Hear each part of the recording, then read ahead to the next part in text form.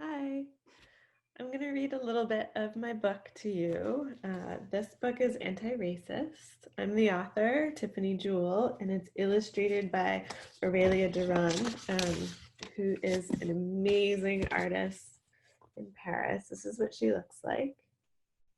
She's also just a really incredible person, and I'm excited to see what else she creates because she's always creating.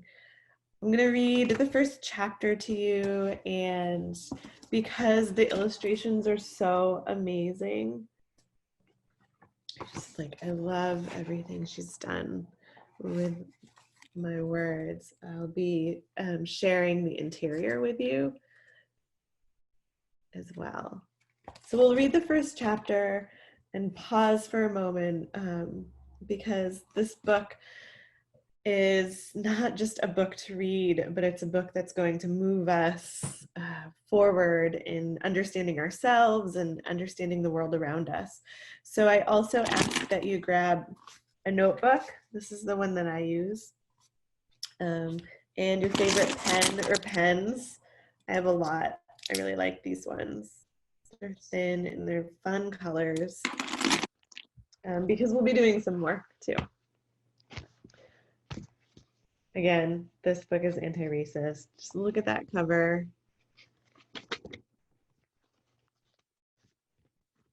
All right, I'm going to share my screen so you can read along and see as well.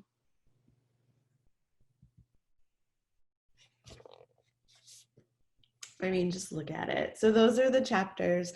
There's 20 chapters in this book, and every chapter at the end has an activity for us to do so we can learn a little bit more about the world around us, make a plan for action to really work to dismantle racism. There are also moments where I'll ask you to just pause and think with me for a moment. So there's an author's note, and I'll read that to you. You will notice I have chosen to use folks instead of folks.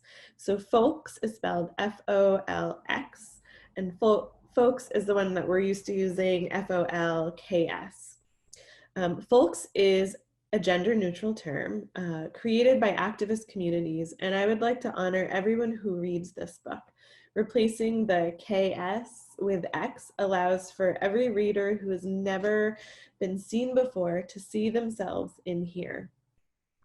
We'll capitalize Black, Brown, Indigenous, people of color, and folks of the global majority, because I believe it is important to center the voices and lives of those who have been marginalized, silenced, and purposefully left out of our history for so long, for too long, really. And I'm building solidarity in the language I choose. Language is incredibly important. And there are also, if there's a word you don't understand in the book, you can go back to the glossary. So folks of the global majority, I'm going to define that for you from the glossary. An empowering people-centered term that reminds folks that Black, Brown, and Indigenous people are numerically the majority of people in the world. We often get called minorities, but we're not. We're the global majority. Majority of the world are Black and Brown and Indigenous folks. I do not use the term minority to describe Black, Brown, and Indigenous folks because we are the majority in the world. Using the language of racism can minimize our full selves. It can allow us to forget our deepest roots and ancestors. It allows us to create a history that, while in our own voices, has been shaped by the oppressor. Because race and our social identities are constructed by people, and often those with privilege of having academia to back them up, we are still often caught in the trap of labeling ourselves in ways that center whiteness and those in the dominant culture. I ask you, when possible, please use the names and language that honor you, your family, and your history. Please use the names and language that honor those who are continually silenced and ignored, those who are renamed and have been stripped of their histories. Reclaim the language and names that were stolen and lost over decades. So just pause for a moment and think about what language can you use to describe yourself and your ancestors that will empower you. throughout the book, I talk about language and I use language. I always describe myself as Black biracial. For different times in my life, I've been labeled different things, not always by myself. Um, School labeled me, other folks labeled me. Black biracial is really empowering. It honors the part of me that helps to bring me as a whole person. And biracial also honors the fact that I am navigating and living in this body that is home to what was once the oppressor and the oppressed. My dad is Black, my mom is white, and Black biracial is how I live my life. I'm curious as to how you identify. And also, it will change over time, depending on how we grow, the language that we use. I also open with a letter to you all. To all of you, I wrote this book for you. It's for everyone. The words on these pages are for our ancestors and those who should not yet be our ancestors, but who passed on too soon. I wrote this for you out of a love for liberation and our humanity. This is the book I wish I'd had when I was younger. I'm 38 now, almost 39 in May, and there was no book like this. There was nothing to help me understand racism, the history, and the present when I was a kid. This book contains information I never learned when I was younger, and you will probably not be taught in school. I wrote these words for you while carrying a heavy heart.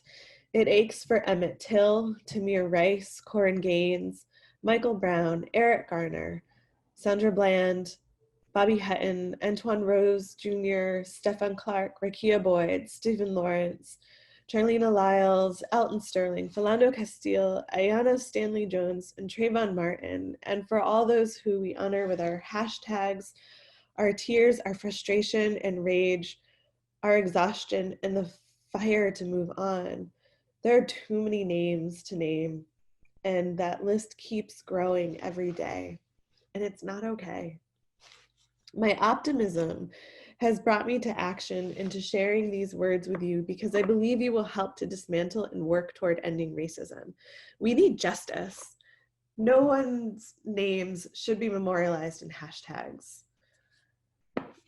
And that's how we are honoring people now.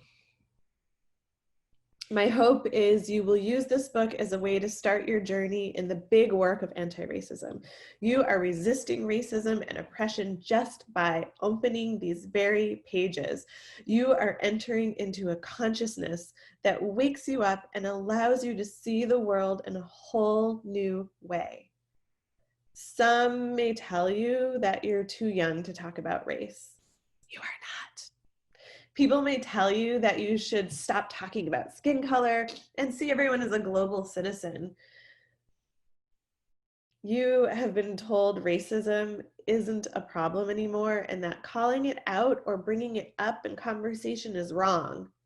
Some people may have given you the impression that you are wrong and stirring up trouble. That's what people always said about me, and they still do. But you are not. Racism is a problem. A very serious problem, and it needs to be talked about because it isn't going anywhere away, and it isn't going away if we do nothing. It is okay for you to continue on with this book, and I am so proud of you for picking this up and opening these pages. Carry this around with you. Keep it with you.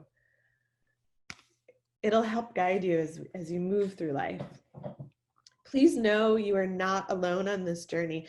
I am here with you, and there are many, many folks who are here with you, who came before you and who will come long after us.